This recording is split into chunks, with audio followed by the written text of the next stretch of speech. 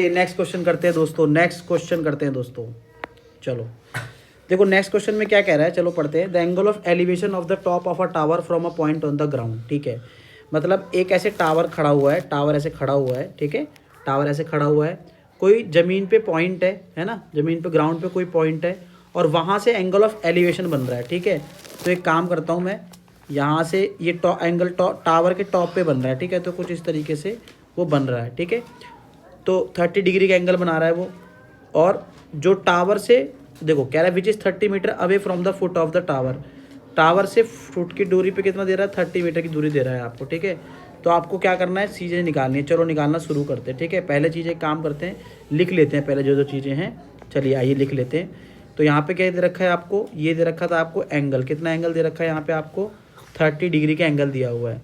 ठीक है, और यहाँ से लेके यहाँ तक कितनी दूरी दे रखी है आपको, 30 मीटर की दूरी दे रखी है आपको, 30 मीटर की दूरी भी आपको दे रखी है। ठीक है, यहाँ से यहाँ 30 मीटर की दूरी आपको दे रखी है। ठीक है, समझ में आया कि नहीं। ठीक है, अब क्या करना है आपको हाइट निकालनी है। तो एक काम करते हैं, नाम दे देते हैं P, इसका नाम Q दे देते हैं, इसका नाम R दे देते हैं।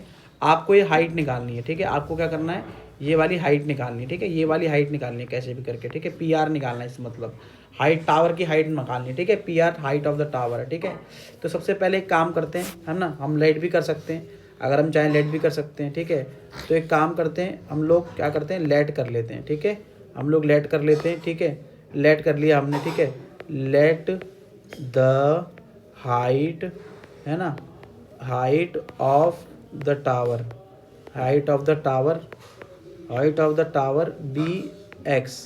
ठीक है, तो हमने क्या मान लिया, एक्स मान लिया। अब ये बहुत सिंपल क्वेश्चन हो गया। देखो भाई ये क्या है आपके पास, ये क्या है, ये है, ये निकालना है और ये दिया हुआ है। जैसे मेरा तरीका मैंने आप लोगों को बताया भाई, ये निकालना है और ये दिया हुआ है। ठीक है, ये चीज़ निकालना है और ये दिया हुआ है आपको।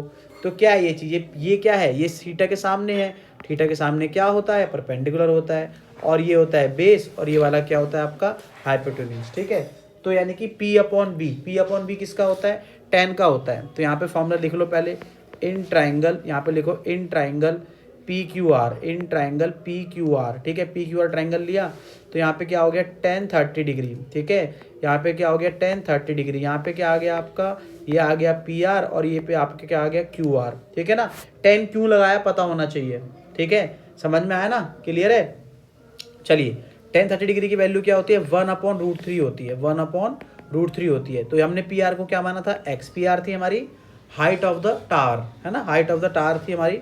और ये कितना आ गया आपके पास, 30। ठीक है, क्रॉस मल्टीप्लाई किया हमने यहाँ पे, तो यहाँ पे कितना आ गया, √3x इक्वल टू कितना आ गया, 30।